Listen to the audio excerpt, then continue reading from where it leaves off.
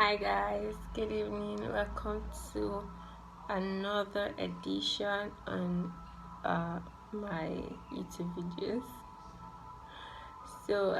It's been a while. I have actually recorded like 2 videos, but I just didn't think I should post them. I didn't feel like I had to go ahead, you know, um from God to post them. So I haven't posted any videos in a while. So I'm actually doing a redo of one of the videos. So I hope I post this one. So if you're seeing this, it means I posted it. Okay, so um, growing up, there was something that specifically used to maybe scare me in a way. Like I used to feel like maybe I wouldn't get that thing. And it was the things that I wanted in my man, in my husband. I remember growing up, the kind of church I grew up in, or rather, no, not exactly church, but I'll say like environment made it feel like it's only what God gives you that you get. So many times what God gives you might not what you're asking God for might not be what He will give you. So say maybe I'm asking God for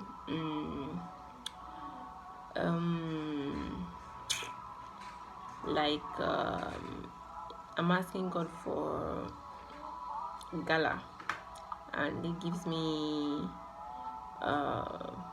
cabin biscuits, something like that. It used to make you feel like what you're asking God for will be different from what He will give you, and not in a good way, but in like a bad way. But I think what happened was some sort of miscommunication. I guess what they meant is what God would always give you, not exactly what you want sometimes, but what you really need, which He knows more than you, more than me. So He gives us what we need at every point in time, and not necessarily what we're asking for at the particular moment. So in 2012, when I graduated from school, and I was doing pedigree, so I think I had a change of orientation. I started attending Rima Ward International in Moro. Shout out to Rima. So yes, it really helped to reshape some of my thoughts, some of my, I had to relearn, unlearn, and all of that. So I wrote a list then, basically, yeah. I wrote a list in 2012. I just finished secondary school. I wrote a list of the things that I wanted in a man and in my husband to be. I don't. If I read that list to you guys will be like, "Girl, you're vain." But then, I was young then. But then I wrote it like how I would have. I wrote it how it came at that moment. I wish I could like read it to you guys. 1 second, let me look for it.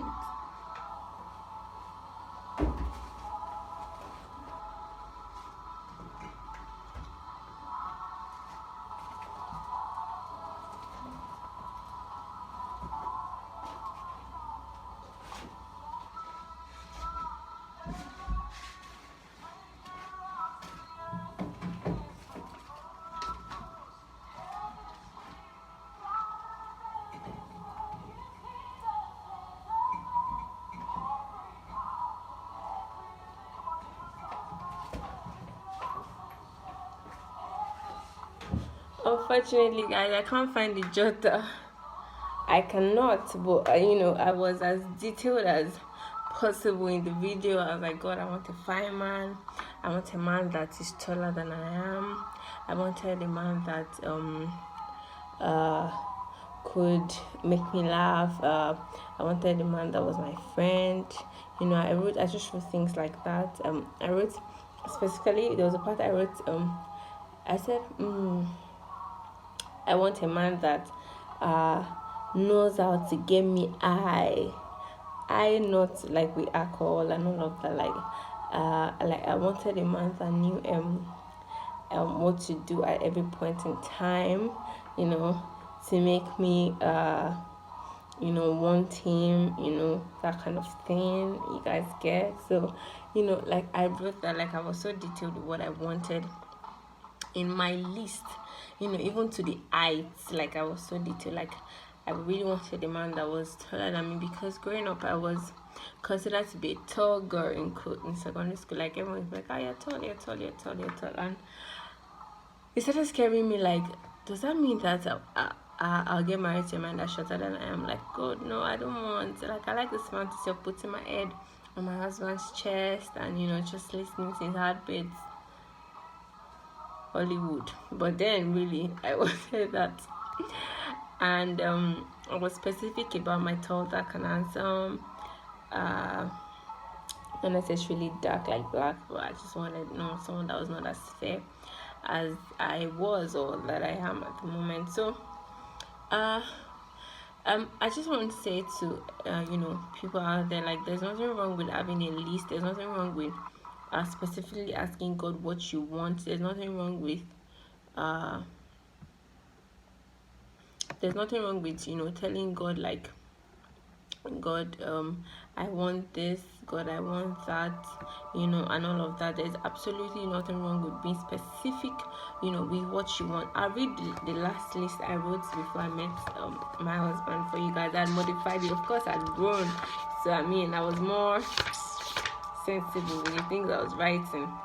So I had deal breakers, to things that I couldn't compromise on, things that it was a no-no for me. Like, if it doesn't have it, then that's the end. Like, I'm not even praying about you, talk less of trying to pursue a relationship with you. Like, it's not going to work if you don't have these things. So there's no point. So this helped guide me, because in the world that we are, different kind of guys walk up to you and talk to you. You're probably a pretty girl, and they just want to talk to you. Either they're serious or not, they just want to like try and all of that. So this really helped me to see the kind of people I even paid attention to, let me put it that way. Because at that point in 2012, when I wrote that list, I had made up my mind that the next person I wanted to get married to, the next person I was going to date, was going to be my husband. Unfortunately, it didn't go that way, but it was good that I had that, because it even helped me. Like, different kind of guys came my way, but it really helped me to see the kind of people I wanted to date. So out of all the people that came my way from that 2012 to 2019, when I got married, I only dated one of them. Sorry, until 2017, when I met my husband, I just dated one of them, for that while, and it didn't work out at the long run, so we broke up. So yes, so I'll read the list to you guys. So I said my deal breakers were a guy who drinks or smokes. No offense, but that's my belief. I did not want a guy that drinks. I didn't want a guy that used to smoke. I didn't want a guy that was okay or indifferent about kissing, cuddling, and all of that before marriage. I had a strong stand on that, like none of this before marriage. So I needed someone that was on the same page with me, so that we don't offend one another. And then I said I couldn't do with a guy that doesn't have an intimate relationship with God. If you're not being led by God, how are you going to lead us? I didn't want a guy that doesn't have a vision or know his purpose. I didn't want a guy I wasn't physically attracted to. I have to see you and be like, Lord, thank you. Hallelujah. So if I had to be attracted to you. And then I was specific. I didn't want a guy that did not have the gift of teaching, because one of the things that having a relationship with God gave me was knowing the kind of things to look forward to. Yeah, so I had like an idea of the things to look forward to. My husband, Holy Spirit, gave me some specific traits, words, and things to just look out for, and all of that. So it was important. I noticed the gift of teaching my husband, because I'm a teacher. Let me put it that way. Yes, I'm a teacher. So um it was important to me that my husband too was a teacher, because it necessarily doesn't have it in the same amount or in the same percentage that I have the gift of teaching, but it needs to have it at least a little bit, at least to an extent, something that can be pruned, something that can, be cultivated and all of that. So it was important to me. And then secondly, I couldn't do with a lousy man. Like, mm-mm. Like, no. I could not deal with the lousy man. Like, I can't. So I needed someone that, yeah, be playful. I'm playful. Like, you guys, my friends watching this will probably be laughing at this moment. I'm probably one of the razzest people you'll meet when I want to play. I can shout anywhere. No, let me rephrase that. Not anywhere. When I'm with my friends, I can legit be like the razzest person. The person I'm like, Kenny, Kilishi, what happened? Why you calling me dear over the phone? Why you being twish over the phone? Like, I can legit make you laugh over the phone. Like, you're calling me and you're using bedroom. I'm like, oh God, what happened now? It's me you're talking to. I don't understand all this shrin voice you're using for me over the phone. So I'm that kind of person with my friends, and I'm kind of person I'm like, oh God, wake up, this life, everybody, you have to do it, you get. But I'm too, but then, so I needed my husband to be able to flow with those moments, but at the same time, be a calm person. I have, though, when I'm like that, is really once in a while, maybe by the phone and when I'm with my friends. So I needed someone that we could balance it. Days we need to be like that, we can be like that. Days we need to become, which is most of the time, we can become. So I didn't want a bossy man. I didn't want a perfectionist, Mr. Goody Two Shoes. Nah, I wasn't interested. Like, let there be room for mistakes. So I didn't want a perfectionist. I don't have a problem with them, but this is my list. Do you understand? So what you want might be different. You might want a perfectionist. That is fine, because it is you. Do you understand? So I'll quickly run through the things that I desire. So I said I wanted a guy that has a very intimate relationship with God and doesn't drink. I wanted a guy that wasn't okay with kissing, cuddling, and blah blah blah blah blah before marriage. I wanted a guy that has an incredible an intimate relationship with God. I wanted a guy that had a clear vision, knows his purpose, because only then can I be his helpmate. I wanted a guy that had gift of teaching. I wanted a guy that listens. I wanted a guy that was physically attracted to. I wanted an honest, hardworking, diligent, and trustworthy man. I wanted a wise man, which you automatically be if you are a child of God. I wanted a playful and romantic man. I wanted a man that loves to smell and look good. Girl, this is important. You don't want your husband smelling like fish anyway. But that aside, I wanted a man that was teachable and ready to grow. I wanted a man that could help me grow, and a man that sees me as his helpmate and is confident. I wanted a fine man, taller than I am. I wanted a sacrificial man that loves me the way Christ loves the church, and our marriage will be a reflection, an example of Christ and the church. I wanted an appreciative man, a man that appreciates me and all that I do. I wanted a man that was truly the head, and not just because he's the man, like his actions, is everything. He exhibits the traits of a leader, in all areas of our lives. Someone that I was willing and happy to submit to. Like, I don't have a problem with submitting to you because you do this amazingly well. I wanted a man that we would help each other grow. I wanted a businessman. I didn't want a 9-to-5 man. I don't have a problem with 9-to-5 men. You guys are amazing. All my love to you guys. But I wanted a man that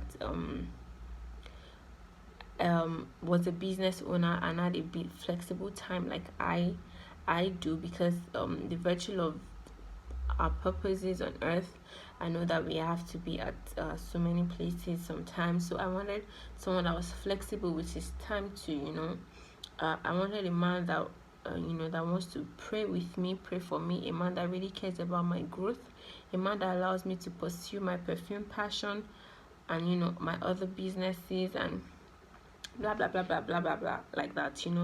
I just wrote those things like that. And this was really important for me because I think I really held, as much as I held these things to art, the most important thing to me was the will of God. So as much as I prayed these things to God, as much as I thanked God for this kind of man, I also told him, most importantly, it was his will for me that mattered. So if at any point I'm blinded by all of this list, all of these things that I've written, that I've turned them to an idol, issue, please, let there be a knowing in my heart, like, oh, Tosin, you're turning this to an idol, oh, Tosin, you're turning this to an idol. Do you understand? So as much as I was, I wanted this list, I didn't want it so bad to disobey God's will, because that's the ultimate. Yes. And above all, the most important thing for me on this list was a man that had a relationship with God, a man that was already submitted to the authority of Christ. That's most important, because that man becomes teachable. That man becomes, if he's submitted to God, even if sometimes he doesn't listen to me, I can go back to his maker and be like, God, you know what I'm saying to this man is right. Please help me change him. Please help me, talk to him. Please, Holy Spirit, help me, let him know these things. Like, I'm doing this from a place of love and not me trying to boss him around and all of that. And the Holy Spirit can also correct and convict me, like, oh, you shouldn't have talked like that, and all of that. So that was really important for me, because a man that doesn't have a kind of authority that he submits to, girl, I don't know how you're going to deal with him, because I can't even begin to think of how you're going to deal with him. But then these things, I just want to encourage everyone out there, like, then as much as you ask God for blessings, you ask God for wisdom, you ask God for those things, you can also ask God for the things that you want in a man or in a woman, in your future partner. It's not a no-go area for God. No, there's absolutely nothing you can ask God for, and He's ready to give you everything you ask. And His word says that whatsoever you say in my ears, so I will do. And it says, ask and it shall be given unto you, seek and you shall find. I remember in Genesis 24, one of the Abraham's servant, when he was going to look for a wife for Isaac, he asked God for a sign.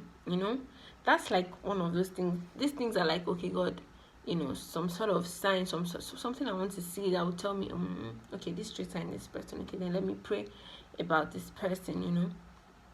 So, that was what it did for me. And in fact, after I got married, I went back to this list and then I wrote that this really proved to me that God does exceedingly abundantly and far above all that which I could ever ask or think, according to His power that is work within me. Because everything I asked for, and even beyond, like the things I actually needed, were in these things. Now, some of them are not 100%, in these things. Some of them are not like my husband is not like 100%, in some of these things, but overall, God exceeded my request. He exceeded my expectation. He exceeded my thoughts. Things like later, even now, I see some things and I'm like, I actually pray for these things and they are not even in the list, and I prayed for them, and I see them happening. I'm like, God, you even listen to like the littlest details, we could ask, the smallest things we could request, from you. And so yeah, I'll just encourage everyone to write a list. It's good. There's nothing wrong with it. God answers all of our prayer requests. There's nothing wrong with asking Him for kind of traits or things you want to see in your future partner, and prayerfully asking for them and thank Him for them. Yeah, because He really does answer prayers. So I think that will be an end to my video. This video I actually recorded with my husband. The first one I recorded with my husband, but I think we're playing too much in the video, so I will not post it. So I decided to redo this one. So thank you very much. Please let me know your thoughts. If you have a list, let me know. If your list works for you, please let me know. If you don't have a list, please write one and share your testimonies with me as they begin to unfold. I pray that God answers all of our requests according to His will, And I pray that none of us would miss his will, and I pray that we would find love in God. We'll find love, we'll fall in love with God as he has loved us first, before we now move to loving another person, because you can't give what you don't have. You have to love God first, accept his love before you can love another human successfully. So thank you very much.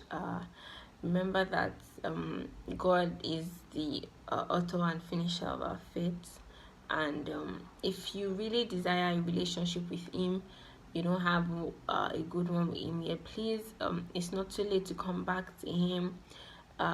Just a word of prayer. Lord, I desire to come back to you. I want to have an amazing relationship with you. Holy Spirit, please teach me. For you are the Lord our God, who teaches us what is best for us and directs us in the path to go. That's Isaiah 48 verse 17. And ask him for wisdom and to lead you aright. Trust in the Lord with all of your heart. Lean not on your own understanding. In all your ways acknowledge him, and he will direct your path. Proverbs 3, I think, 5 to 6, 4 to 6, I can't remember, 3 to 5. Please check. So somewhere there. And Lord will direct your paths in Jesus' name. It's important to have a relationship with God above all things. God first before any other. You can love any other human effectively or perfectly. So yeah, thank you guys.